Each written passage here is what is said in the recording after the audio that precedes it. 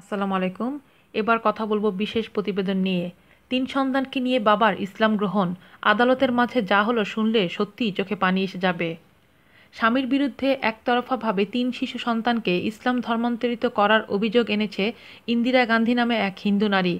আগামী 14ই নভেম্বর এই বিষয়ে বৈধতার উপর মালয়েশিয়ার ফেডারেল কোর্টে শুনানি অনুষ্ঠিত হবে। দেশটির সিনিয়র ফেডারেল কাউন্সিল সদস্য শামসুল বুসলান জানান, আপিলের শুনানির জন্য আগামী 14 ও 15 নভেম্বর নির্ধারণ করা হয়েছে।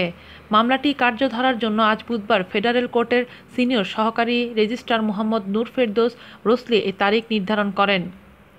মামলায় মালয়েশিয়ার সরকার ও শিক্ষা মন্ত্রণালয়ের প্রতিনিধিত্ব করছেন শামসুল বুলশান। এ আপিল আবেদন শুনানিতে বুলশানও বিবাদীদের একজন।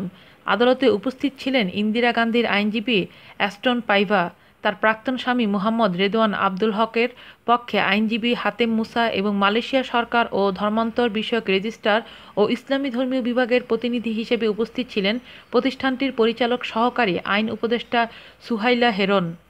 এদিকে ইন্দিরা গান্ধীর আইনজীবী অ্যাস্টন জানান, আপিল শুনানির জন্য 9 সদস্যের একটি বেঞ্চে আবেদন করেছেন এবং বিষয়টি রেজিস্ট্রারকে অবহিত করেছেন। আপিল শুনানিতে ফেডারেল কোর্ট 3টি আইনি প্রশ্নের উপর জোর দিচ্ছেন। এর মধ্যে অন্যতম হচ্ছে শিশুদেরকে ইসলাম ধর্মান্তরের সার্টিফিকেট ইস্যু করার পূর্বে বাবা মায়ের সম্মতির ব্যাপার। 41 বছর বয়সী ইন্দিরা গান্ধী একটি কিন্ডারগার্টেনের শিক্ষক। তার 3 সন্তানের মধ্যে 2 মেয়ে ও 1 ছেলে রয়েছে। বর্তমানে তাদের বয়স যথাক্রমে 18, 17 এবং 8 বছর। 2009 সালের এপ্রিলে ইন্দিরা গান্ধী অনুমতি ছাড়াই তার স্বামী শিশুদেরকে ইসলাম ধর্মে ধর্মান্তরিত করেন। এর আগে মুহাম্মদ রেদওয়ান আবদুল্লাহ ইসলাম ধর্মের ধর্মান্তরিত হন।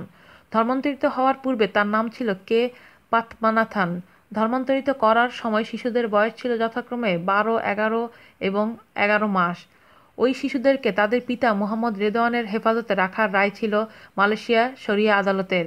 পরে ইন্দিরা গান্ধী 3 সন্তানের ধর্মান্তরের সার্টিফিকেট বাতিলের জন্য গত বছরের 30 ডিসেম্বর মালয়েশিয়ার ইপোহ সিভিল হাইকোর্টে আপিল দায়ের করেন। পরে ওই আদালত 2-1 সংখ্যাগরিষ্ঠের মতে শারিয়া আদালতের রায় খারিজ করে দেয়। এতে বলা হয়, শিশুদের মা অমুসলিম হওয়ায় হেফাজতের বিষয়টি মঞ্জুর করার অধিকার শারিয়া আদালতের এখতিয়ার বহির্ভূত। চলতি বছরের 19 মে ইন্দিরা গান্ধীর লিভ টু আপিল মঞ্জুর করে ফেডারেল কোর্ট। আজ এ পর্যন্তই। ভালো থাকবেন। আল্লাহ হাফেজ।